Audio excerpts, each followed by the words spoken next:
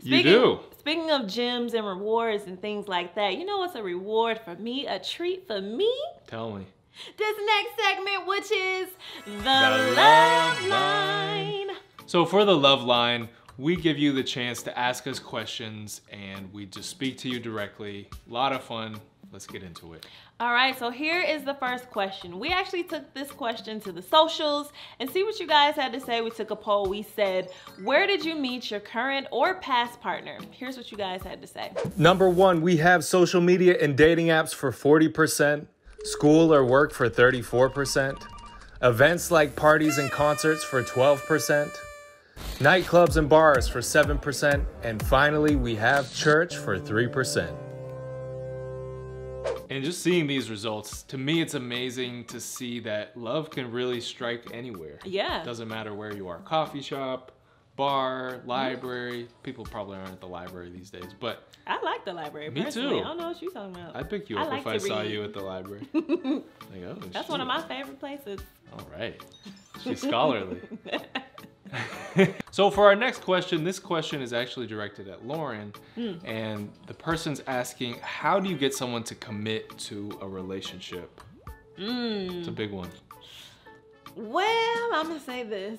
You know, if you're asking how do you get someone to commit, we already in trouble paradise, okay? I think when it comes to commitment, you don't want to have to get someone to commit to you. Like, you want it to be natural. You want someone to be happy to be with you. Like, you know, don't ever try to force someone to want to be with you, because if you have to do that, they probably really don't want to be there. It's gonna backfire probably. It is, you know, so let them, if they're interested, believe you me, you'll know. I think that's a good answer, yeah. And if they haven't stepped up to the plate, then hate to say it, but maybe they're just not that into you. Not looking good. Yeah, it's not looking good. Get some other options. You know, it's hard to take that pill of truth, but I'm here to tell y'all, so don't worry. Cousin Lauren got y'all, okay? Okay, so let's go to the next question, which is for Cam, and it says, how do you keep the faith that there's someone for you out there? I think this is a really important question. It's a question that I asked myself back in the day, you know, because going through different relationships. Back in the day, before I met you, baby. You know, you date people and you find that it's not working and you wonder, like, am I ever gonna meet someone who's right for me? That was something I wondered.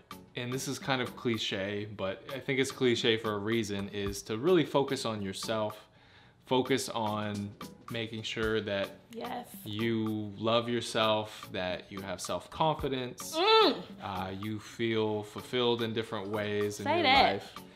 Because that, for one, is gonna also attract people to you. And it's gonna give you a source of happiness that's not dependent on other people, so that when things happen in the relationship, you're not putting it on them. The second part of this is to say that you should really think about what you want in a partner, and even maybe write it down. You know, traits that you're looking for in your partner, because that will help you when you come to find them. And that's something that I did prior to meeting Lauren. I kind of thought about what are really those essential qualities that I want in a partner, and then I met you.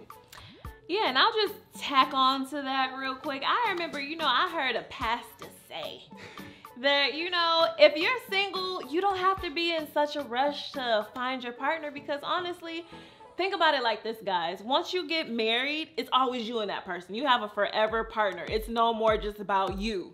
Okay, it's not all that selfishness, doing what you want to do and all that. It's like, no, now you're connected. You're married. You're an entity, you know? So keep that in mind. If you're single, enjoy being single. Like, learn about yourself and who you are and what you want. Don't be in such a rush to jump into that. You know, God's timing is perfect.